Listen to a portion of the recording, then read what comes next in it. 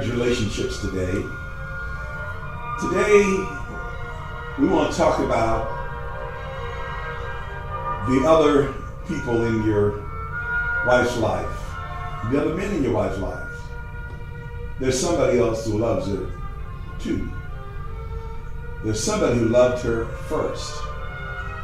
There was somebody who loved her before you loved her. And those people, even though they may not be the priority, once you get married, you pretty much belong to the person that you married. But your wife had someone to love her before you loved her and cared about her. Like her father who gave her away in marriage. Father and mother, or a relative, a grandmother, her brothers, and her sisters. They loved her. Her family loved her.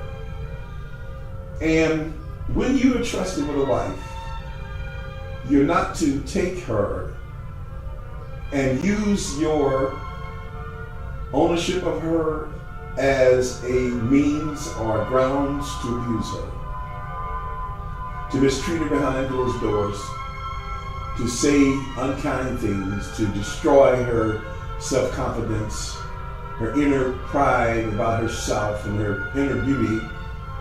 You're not supposed to abuse the blessing that God has given you. You're supposed to love her, cherish her, and take care of her.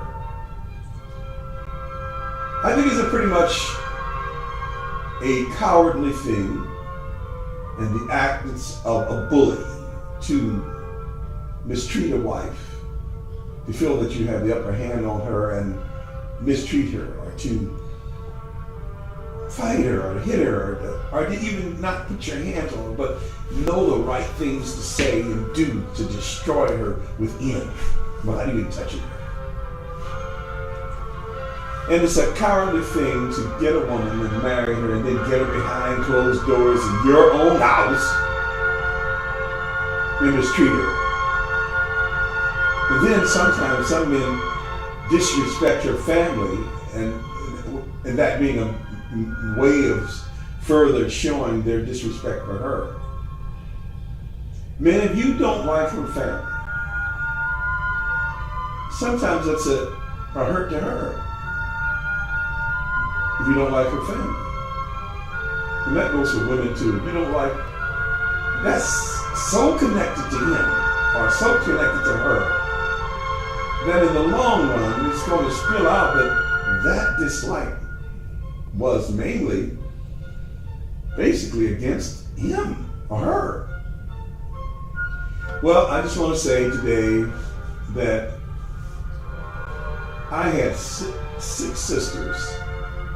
And I had feelings for my sisters, and the guys that they had met and dated or married or whatever. I mean, I was worried, and I was very, very, very, very concerned about how they were being treated by those guys.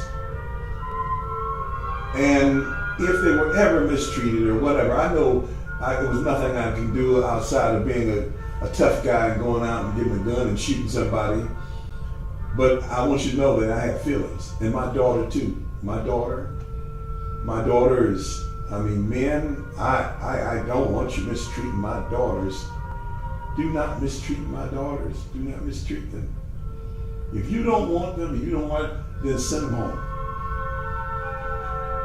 I'm saying this to all these cowardly men, these weak, immature, egotistic men who have married women and mistreat them.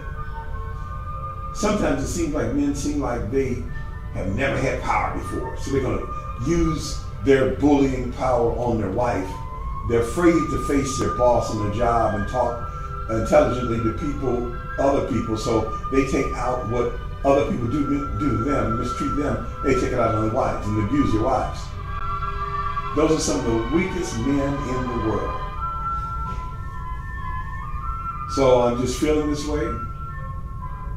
Somebody loves her too. Somebody cares about her. Somebody wants her safe. Somebody wants her happy. Somebody wants her life's dreams to be fulfilled of having a wonderful prince of a husband. And that's the way I am with my wife. I've never spoke a word, I don't think that would try to, I can't remember speaking a word in 37 years that would destroy her or even ever touching her. I never pinched her. I never pushed her. I never even frowned at her in an angry, threatening way. For 37 years, I've tried to be good to her. And oftentimes it comes to my mind, this is Joe Brown's daughter. And when he gave her hand to you in marriage 37 years ago, he trusted you with his car. He trusted you that you would take care of her. And every now and then, even though he's dead now, I tell my wife, I said, you are your father's daughter. And I've got to make it sure that you are protected and that you have a good life and that your dreams come true. And I'm so happy to have you. I'm so happy that you're here. I tell her that often, because life is sweet, life is short, and so many people are dying and all around us. So every day that this wonderful woman is with me, I'm happy and I'm pleased, and I'm very, very conscious of the fact that somebody else loved her. And this is somebody's daughter. This is somebody's brother. Sister. This is somebody's mother. Now that we're married and have children, this is somebody's cousin. This is somebody's sister. Somebody loves your wife too. And even though they're not in the ring with you, as far as this being your challenge, they're watching and praying. Lord, please let that man take care of my daughter. Let that man take care of my daughter. Sisters and brothers are praying, Lord, please help that man to take care of our sister. Mothers praying, Lord, have that man take care of my daughter. Oh, it's in your hands, men, to make her life the greatest. Her life the most wonderful life. And this is the message of God and the message from my heart here on the Divine Marriage Relationships. In the Bible, men got their wives by their fathers giving them to them. Jacob worked for years to get the wives that he had. They give the woman away. And this is what the Bible talks about in the last days. They will be marrying and giving in marriage. It's not giving in as if the marriage will collapse. No, but the husbands, the fathers will be given in marriage. They will be giving the daughters away in marriage. You have received the greatest gift that you can when her father gave you her hand in marriage. Her father wasn't around and she chose to marry you. She entrusted you with her life. Now, my wife, when she married me, she had a few things that she was depending on. One, she depended on the fact that I loved her. And then two, she depended on the fact that she checked my background and she thought that I was a proven man that could be married. And then she depended on the fact that I had the fear of God in me and that I would do nothing against God. And to do something against her would be doing something against God. And she was right. She was right. A saved man don't beat his wife. A saved man doesn't curse his wife out. A saved man don't kick his wife around. A saved man who loved his wife and loved God don't mistreat his wife. A saved man who loved God and loved his wife will do all he can to make her happy. A saved man, a man who loves God, will look and see that the time in life is short, and to fulfill all, we must move on into the happiness of life. Yes, somebody else loves her too. And because of that, this is just one perspective of it, one reason that you should be very thoughtful and kind to try and say, listen, I don't want to be a bully. I want to be a good husband, and I want to love this wife.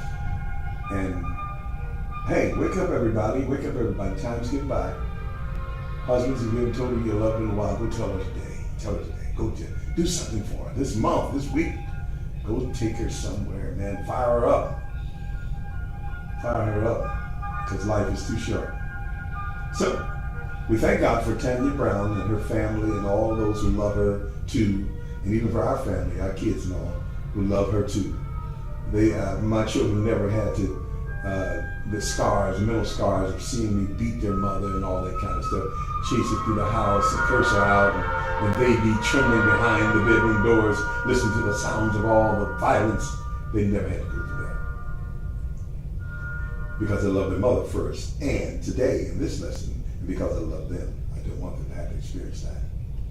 God bless you and keep you in Jesus' name, and understand that somebody loves her too. God bless you.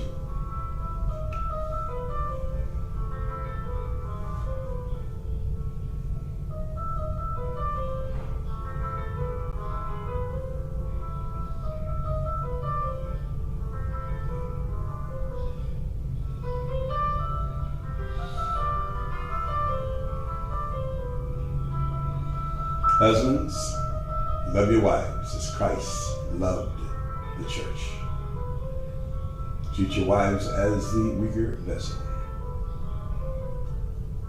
Honor her, love her, cherish her, and make sure she's able to testify that she's the happiest woman on earth